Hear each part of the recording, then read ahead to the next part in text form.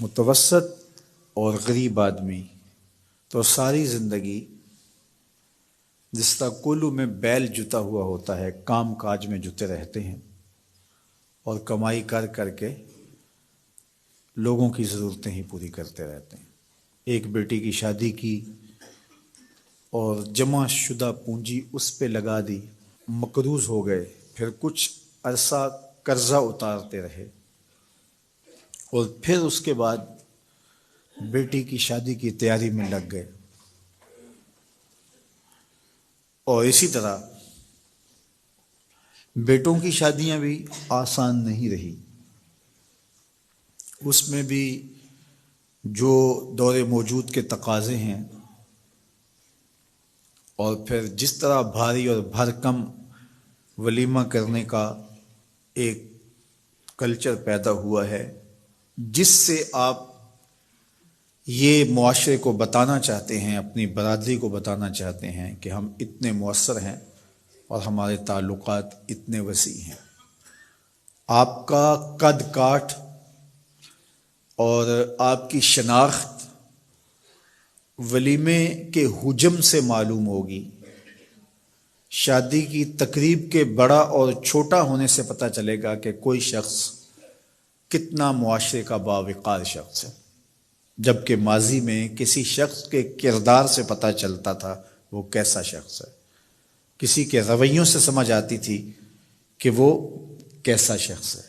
اس کے کیے ہوئے وعدے بتاتے تھے کہ وہ کیسا شخص ہے، اس کی زبان کی سچائی، اس کا طرز زندگی، اس کا انداز معاشرت، اس کا طرز وفا بتاتا تھا کہ وہ کیسا شخص ہے۔ لیکن آج چونکہ یہ اقدار دم توڑ گئی ہیں تو ہم اپنے آپ کو بڑا بتانے کے لیے اور اپنی شناخت کروانے کے لیے ہم ان چیزوں کا سہارا لیتے ہیں جو کسی شخص کی شناخت نہیں ہوتی۔ تقریبات کا حجم بڑھا کر کے اور اپنی دولت کی نمائش کر کے اور کچھ شخصیات کو اپنے پاس مدعو کر کے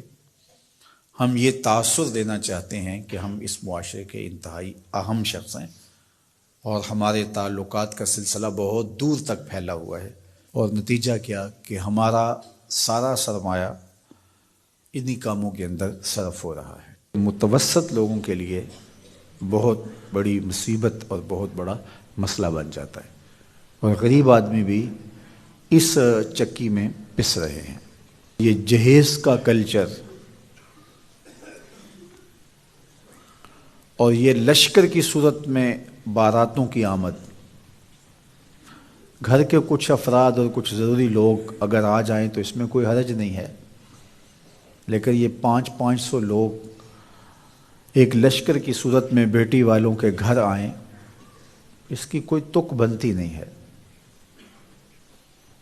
اور پھر لوگ شروع یہاں سے ہوتے ہیں کہ آپ نے جو دینا ہے وہ تو اپنی بیٹی کو دینا ہے، ہمارے یہ مہمان آپ کے ہاں پہلی بار ہی آئیں گے تو ہمارے مہمانوں کو خوش ہونا چاہیے، ان کے بیٹھنے کا انتظام اچھا ہونا چاہیے، ان کے کھانے کا اہتمام ٹھیک ہونا چاہیے، ہمارا تو بس یہی مطالبہ ہے۔ اور پھر وہاں سے راستہ کھلتا ہے اور جہیز کے مطالبات بھی شروع ہو جاتے ہیں۔ بیٹی والوں پہ بوجھ نہیں ڈالنا چاہیے، لیکن بیٹے والوں پہ بھی بوجھ نہیں ہونا چاہیے۔ جب کسی معاشرے میں نکاح مشکل ہو جاتا ہے تو اس معاشرے میں بدکاری پھیلتی ہے، اس لیے نکاح کو آسان بناؤ تاکہ بدکاری کی طرف